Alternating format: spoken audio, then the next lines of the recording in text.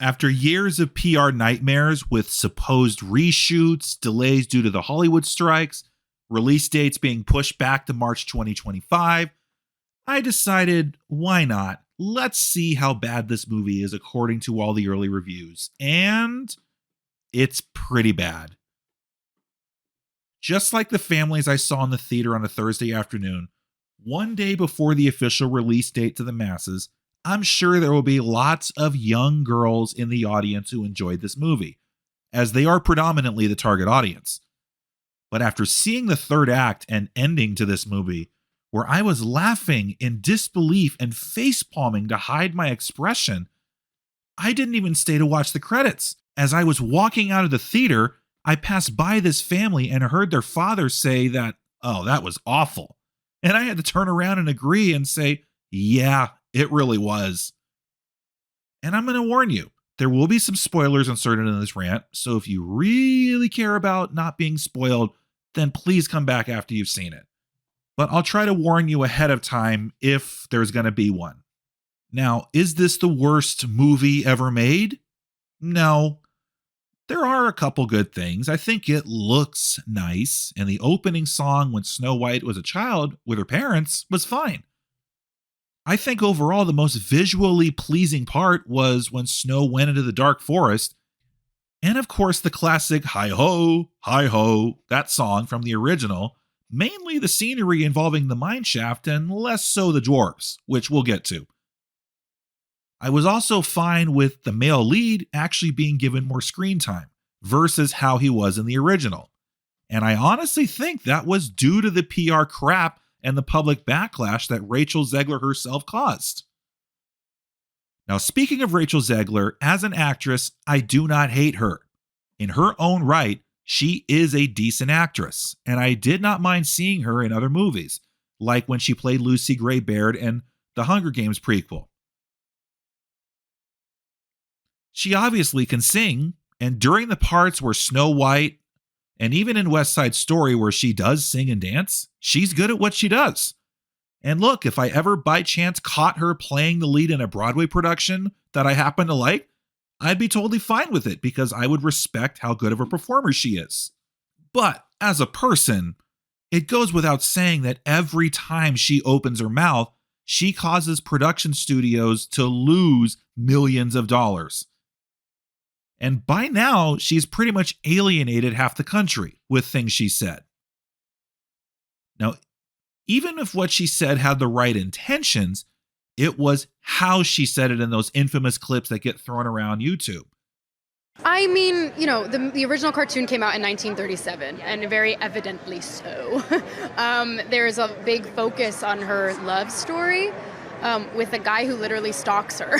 Yeah. Weird. So no prince or a different kind of prince? We have a different approach to what I'm sure a lot of people will assume is a love story just because, we cast a guy in the movie. It's really not about the love story at all, which is really, really wonderful. And whether or not she finds love along the way is anybody's guess until 2024. All of Andrew's scenes could get cut. Who knows? It's Hollywood, baby. The 1937 movie is considered an all-time classic that's beloved by lots of people from many decades. So when she comes across as an entitled, spoiled brat, when she seemingly bashes the movie she's remaking as the titular star, of course that's going to turn people off. And this is also the same person who, upon the results of the last election, publicly wished harm on anyone who voted for the Cheeto-in-Chief. And I'm conscientiously trying to stray from politics in favor of rants more about entertainment and other things that interest me. But meltdowns from people like her wishing harm on those who voted the other way is not how we as a nation are supposed to heal. And again, if you don't care at all about her association with the culture wars or Disney's association with the culture wars, Rachel is fine. It wasn't necessarily her fault the movie made me cringe at the end. It was the direction the story went. Now, in the original 37 movie, it was Snow White trying to escape being killed by her evil stepmother queen, needing help from 7 dwarves she befriends, and being saved at the end by true love's kiss. It's a pretty simple, straightforward fairy tale that only takes about 80 minutes to go through. In the remake, there's still bits of that, and one can wonder how much of that was added in at the last minute with all the reshoots. Who really knows what the original cut was going to be like before public backlash, long before the movie came out and said, this is not what Snow White should be. But when Rachel's PR comments would say things like, oh, she doesn't need to be saved by the prince, well, that's because the male lead and main love interest, Jonathan, played by Andrew Burnap, isn't a prince. He's more of a Robin Hood-esque style of a character who leads a gang of thieves who are defying the evil queen's rule. And it's not really a spoiler if it's also in the 37 movie, but Snow White still gets saved by true love's kiss in the remake after all. So if you were worried that that wasn't going to happen, don't worry, it does. Because that is pretty much part of the classic tale. And it begs the question, what did they really add to pad out the 109-minute long running time? Well, there's some of the iconic songs they left in, like Whistle While You Work and Hi Ho, and some songs they changed, like the Wishing Well song is obviously not about wishing for true love, but more wishing for her becoming the girl she's meant to be. But then they added some songs, including 2 of them, sung by Gal Gadot as the evil queen. And it was at that point when her character had a song that I finally said, okay, this movie lost me. Gal Gadot, to most of us, she's Wonder Woman. She seems the most out of place in this movie. I mean, she's probably having a fun time when she was acting in this, but her mannerisms and even her villain song is so over the top and pretty much seems like it belongs in a different kind of movie when every other character, when they're singing and dancing, does not act the way she does. But you know what? Let's talk about those damn dwarves. In the final finished film, they look horrible. When they're side by side with human characters, it's super obvious they're fake and not actually there. And they stick out like sore thumbs. The only one of them that actually looked decent was Dopey. But for a $250 million money guzzler, that's the best they could come up with? Why couldn't they hire actors or actresses with dwarfism? Why? Because Peter Dinklage criticized Disney for wanting to do a live-action remake of Snow White and the 7 Dwarfs? Who is he? The Lorax of the dwarfs? I am Peter Dinklage, and I speak for the little people. Literally, in response to Dinklage's comments, Disney was quoted as saying in 2022, to avoid reinforcing stereotypes from original animated film, we're taking a different approach to these 7 characters and have been counseling with members of the dwarvism community. In other words, they were afraid of offending people. And then in 2023, photos leaked where it was one dwarf actor with 6 other non-dwarves who were all different ethnicities. So it was the joke of Latina Snow White and the 7 diverse people. Now, obviously, in that leaked still, we didn't know back then that those were actually the band of thieves that were led by the main love interest, Jonathan. But a lot of people I remember back then were thinking, wait, these are the dwarf characters? What the hell?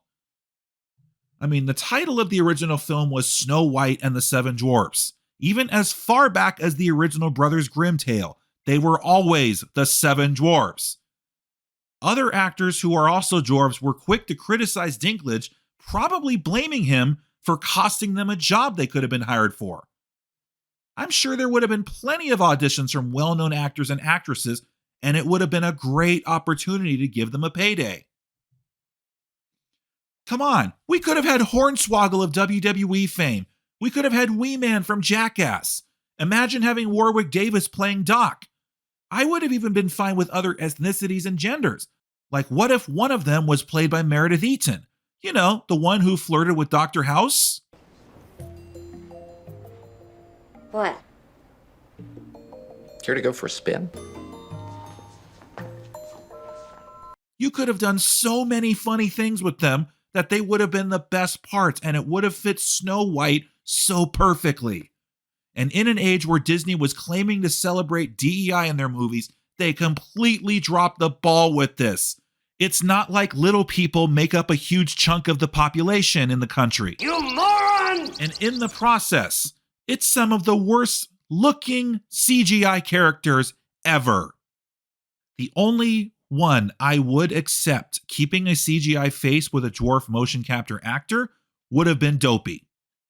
Now, in the original movie, the 7 dwarves not only help Snow White and provide shelter for her, but when she falls under the Evil Queen's spell, it's them with the animal characters who chase after the Evil Queen up a mountain, which leads to her falling to her death.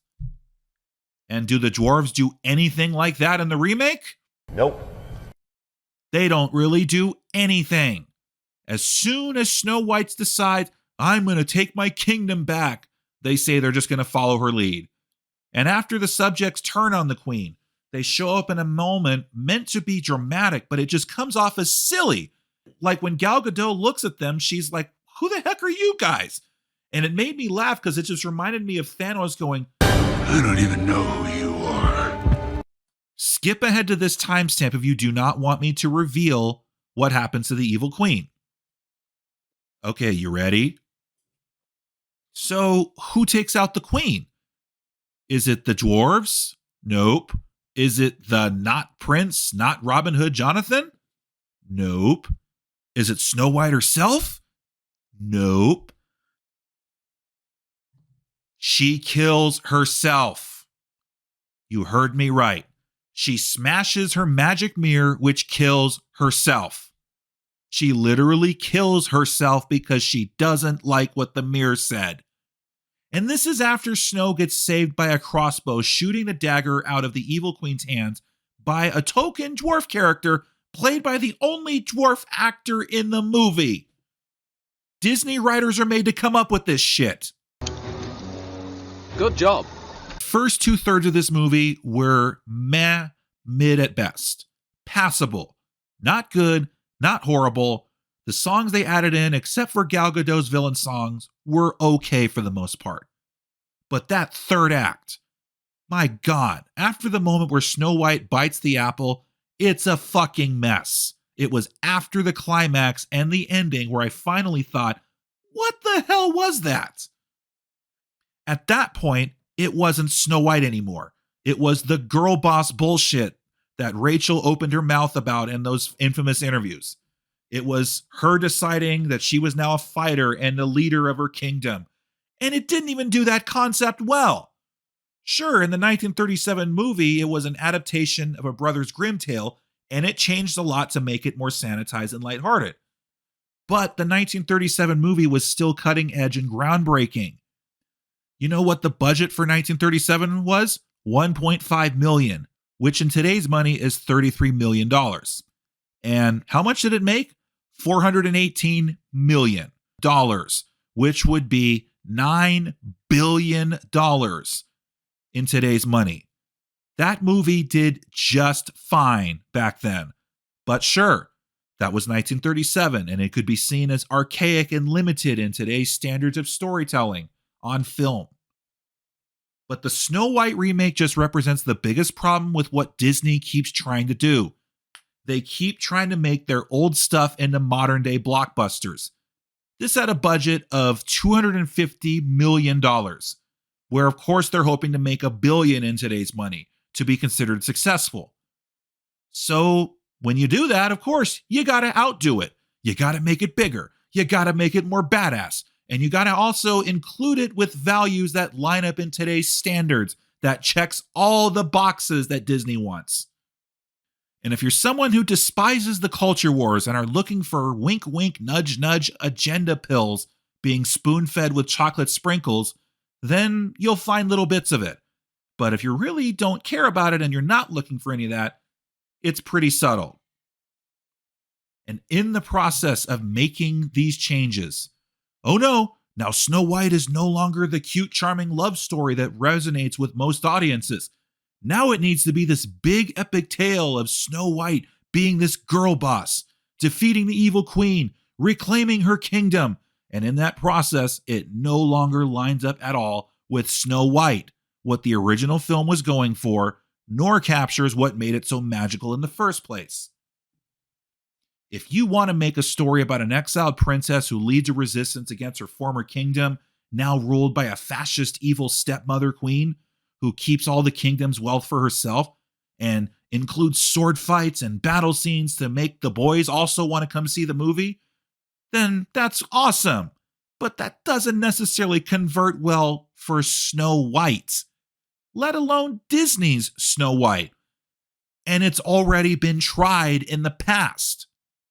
Remember Snow White and the Huntsman? The one that had Charlize Theron play the evil queen? Plus the TV show Once Upon a Time? That had bits of that. Key difference is they weren't trying to be remakes of the Disney movies. And all of that was over a decade ago.